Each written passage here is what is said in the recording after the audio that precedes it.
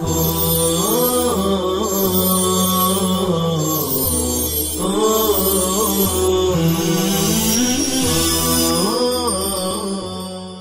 اللہ الرحمن الرحیم الحمد للہ رب العالمین الحمد للہ حمدا کثیرا طیبا مبارکا فیہ سبحان اللہ وبحمدہ عدد خلقہ ورضا نفسہ وزنۃ عرشہ ومداد کلماتہ وصلی اللہ وسلم علی نبینا محمد وعلی آلہ واصحابہ وبارک وسلم تسلیما کثیرا کثیرا. بسم اللہ الرحمن الرحیم. قال ويستحب ان يغتسل قبل الوقوف بعرفة ويجتهد في الدعاء. اما الاغتسال فهو سنة وليس بواجب ولو اكتفى بالوضوء جاز كما في الجمعة والعيدين وعند الإحرام. واما الاجتهاد فلأنه عليه السلام اجتهد في الدعاء في هذا الموقف لأمته فاستجيب له إلا في الدماء والمظالم. فرماتے ہیں کہ حاجی کے لیے مستحب یہ ہے کہ وہ وقوف عرفہ سے پہلے غسل کر لے اور خوب جم کر دعا کرے. غسل کرنا تو وہ مسنون ہیں اور واجب نہیں ہے، اور اگر وضو پر اکتفا کر لیا تو بھی جائز ہے، جیسا کہ جمعہ اور عیدین میں ہے.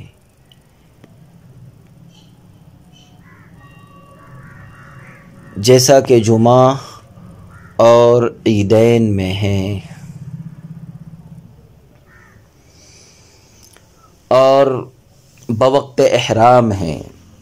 اور رہا خوب جم کر دعا کرنا، تو وہ اس وجہ سے ہے کہ آپ صلی اللہ علیہ وسلم نے اس موقف میں اپنی امت کے لیے خوب جم کر دعا فرمائی ہے،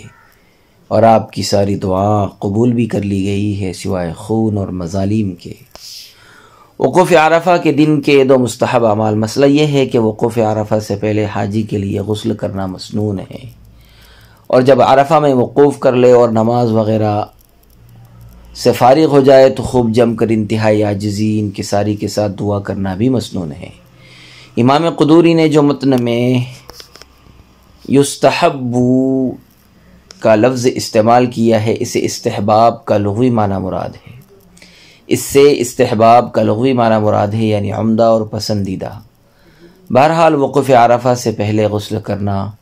مسنون ہے، لیکن اگر کوئی شخص غسل نہ کرے اور صرف وضو پر اکتفا کر لے تو یہ بھی جائز ہے، جیسا کہ جمعہ اور عیدین کے لیے غسل کرنا مسنون ہے لیکن صرف وضو پر اکتفا کرنا بھی جائز ہے. اور خوب مبالغہ کے ساتھ دعا کرنے کی دلیل یہ ہے کہ آپ صلی اللہ علیہ وسلم نے اپنے موقف میں عرفہ کے دن خوب رو رو کر اللہ سے اپنی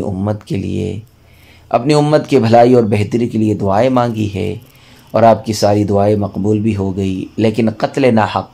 اور حقوق العباد سے متعلق مظالم کی دعائیں اس موقع پر رد کر دی گئی تھی، اور اللہ نے ان دونوں کے مرتکب کو کیفر کردار تک پہنچانے کی ٹھان رکھی ہے. وَيُلَبِّي فِي مَوْقِفِهِ سَاعَةً بَعْدَ سَاعَةٍ. قال مالك يقطع التلبية كما يقف بعرفة لأن الإجابة باللسان قبل الاشتغال بالأركان. ولنا ما روي أن النبي صلى الله عليه وسلم ما زال يلبي حتى أتى جمرة العقبة، ولأن التلبية فيه كالتكبير في الصلاة فيأتي بها إلى آخر جزء من الإحرام. اور حاجی اپنے موقف میں وقفے سے تلبیہ پڑھتا رہے. امام مالک فرماتے ہیں کہ وقوف عرفہ کرتے ہی تلبیہ ختم کر دے، اس لیے کہ زبان سے جواب دینا ارکان کے ساتھ مشغول ہونے سے پہلے ہے. ہماری دلیل وہ حدیث ہے جو مروی ہے کہ آپ صلی اللہ علیہ وسلم برابر تلبیہ پڑھتے رہے یہاں تک کہ آپ جمرہ عقبہ تشریف لے آئے،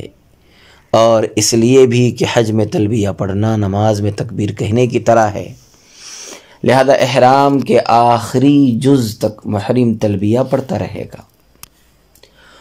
وقوف عرفہ کے دن تلبیہ پڑھنے کا حکم. فرماتے ہیں کہ ہمارے یہاں حاجی کے لیے ایک ہدایت یہ بھی ہے کہ وہ میدان عرفات میں وقوف کے دوران تھوڑے تھوڑے وقفے سے تلبیہ پڑھتا رہے اور وقوف کی وجہ سے تلبیہ کو بند نہ کرے. لیکن امام مالک کا کہنا یہ ہے کہ جیسے ہی حاجی میدان عرفہ میں وقوف کرے تلبیہ پڑھنا بند کر دے، کیونکہ تلبیہ پڑھنا زبان سے اپنی حاضری کا جواب دینا ہے، اور زبان سے حاضری کی جواب دہی کا معاملہ ارکان میں مشغولیت سے پہلے کا ہے، لہذا جب حاجی وقوف عرفہ کرے اور رکن وقوف کی ادائیگی میں مشغول ہو جائے تو اسے چاہیے کہ تلبیہ پڑھنا بند کر دے۔ ہماری دلیل یہ ہے کہ آپ صلی اللہ علیہ وسلم کے متعلق یہ منقول ہے کہ آپ جمرہ عقبہ تک پہنچنے سے پہلے تلبیہ پڑھتے رہے، اور رمی جمار کا وقت تو عرفہ اور مزدلفہ میں وقوف کے بعد کا ہے، اس لیے وقوف عرفہ پر تلبیہ پڑھنا بند نہیں کیا جائے گا۔ ہماری دوسری اور عقلی دلیل یہ ہے کہ حج میں تلبیہ پڑھنا نماز میں تکبیر کہنے کی طرح ہے،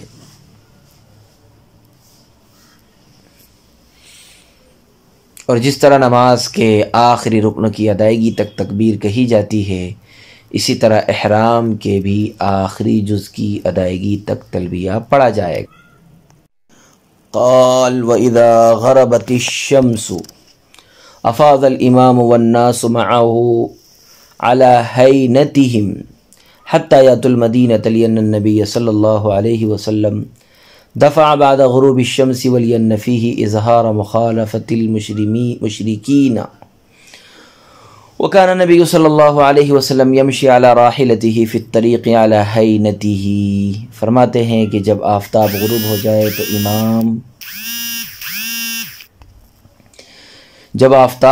ہو جائے تو امام واپس ہو اور سارے لوگ بھی اس کے ساتھ سکون و وقار کے ساتھ واپس ہوں، یہاں تک کہ مزدلفہ آ جائیں، اس لیے کہ آپ صلی اللہ علیہ وسلم غروب شمس کے بعد روانہ ہوئے تھے، اور اس لیے کہ ایسا کرنے میں مشرکین کی مخالفت کا اظہار ہے، اور آپ صلی اللہ علیہ وسلم اپنی اونٹنی پر راستے میں سکون کے ساتھ چلتے تھے۔ مزدلفہ کو روانگی کا وقت، اس عبارت میں حجاج کرام کے لیے یہ ہدایت ہے کہ وہ 9 ذی الحجہ یعنی عرفہ کے دن غروب شمس کے بعد فوراً مزدلفہ کے لیے روانہ ہو جائے اور مغرب کی نماز نہ پڑھے، اور روانگی کے بعد پورے راستے انتہائی سکون و وقار کے ساتھ چلے،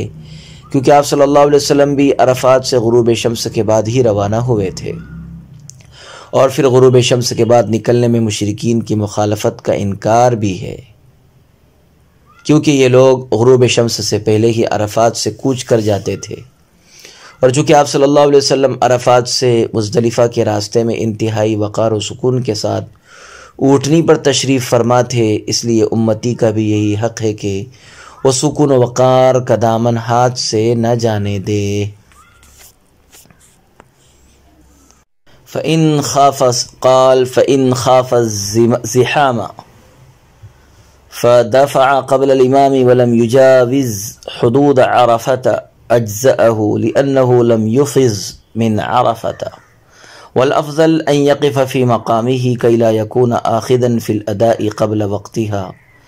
فلو مكث قليلا بعد غروب الشمس وإفاظة الإمام لخوف الزحام فلا بأس به، لما روي أن عائشة رضي الله عنها بعد اضافت الامام دعت بشراب فافطرت ثم افاضت۔ پھر اگر کسی حاجی نے بھیڑ کا خوف محسوس کیا اور وہ امام سے پہلے ہی عرفہ سے نکل گیا اور حدود عرفہ سے آگے نہیں بڑھا تو یہ اس کے لیے جائز ہے، کیونکہ وہ عرفہ سے نہیں گیا، اور افضل یہ ہے کہ اپنی جگہ ٹھہرا رہے تاکہ افاضہ کہ وقت سے پہلے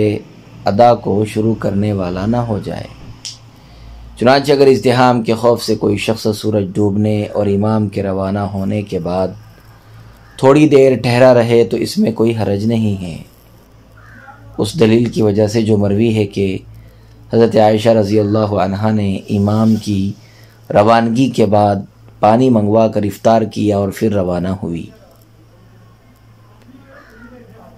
عزیز طلبہ کرام، امام سے پہلے یا بعد میں کچھ کرنے کا حکم، مسئلہ یہ ہے کہ اگر کوئی حاجی ازدحام اور بھیڑ کے خوف سے امام کے روانہ ہونے سے پہلے ہی عرفات سے روانہ ہو گیا لیکن ابھی حدود عرفات میں ہی تھا اور وہاں سے آگے نہیں بڑھا تھا تو کوئی حرج نہیں، اور اس پر دم وغیرہ واجب نہیں ہے، کیونکہ یہ شخص ابھی بھی عرفات میں ہے۔ لیکن اگر وہ عرفات کی حدود سے آگے بڑھ گیا ہو تو پھر اس پر واجب ہوگا، اس لیے کہ یہ جنایت ہے، اور احرام کی حالت میں جنایت کرنا موجب دم ہے۔ اس لیے اگر کسی کو ازدحام وغیرہ کا خوف و خطرہ ہو تو اسے چاہیے کہ اپنے موقف ہی میں ٹھہرا رہے اور اس خدشے سے جلدی نکلنے کی کوشش نہ کرے، تاکہ وقت خروج سے پہلے ہی ادا یعنی عرفہ سے روانگی میں مشغول ہو جائے، جبکہ وقت سے پہلے ادا متحقق نہیں ہوتی۔ اس لیے رکنا اور وقت اضافہ کا انتظار کرنا اور وقت افاضہ کا انتظار کرنا افضل اور اولا ہے۔ فلو مکث قلیلا، فرماتے ہیں کہ اگر کسی حاجی کو بھیڑ بھاڑ اور ازدحام کا اندیشہ ہو اور وہ سورج ڈوبنے اور امام کے عرفات سے روانہ ہونے کے بعد بھی تھوڑی دیر ٹھہرا رہے تو اس میں کوئی حرج نہیں ہے، کیونکہ حضرت عائشہ صدیقہ رضی اللہ عنہا کے متعلق یہ مروی ہے کہ انہوں نے عرفات سے امام کے روانہ ہونے کے بعد پانی منگوا کر روزہ افطار کیا، اس کے بعد روانہ ہوئی۔ اس سے معلوم ہوتا ہے کہ امام کے ساتھ قدم سے قدم ملا کر عرفات سے روانہ ہونا ضروری نہیں ہے، بلکہ اگر کسی وجہ سے تھوڑی تاخیر ہو جائے تو کوئی حرج نہیں ہے، البتہ بلا عذر اور بلا وجہ تاخیر بھی نہیں کرنا چاہیے۔ وصلی اللہ وسلم علی نبینا محمد وعلى آلہ واصحابہ وبارک وسلم تسلیما کثیرا کثیرا۔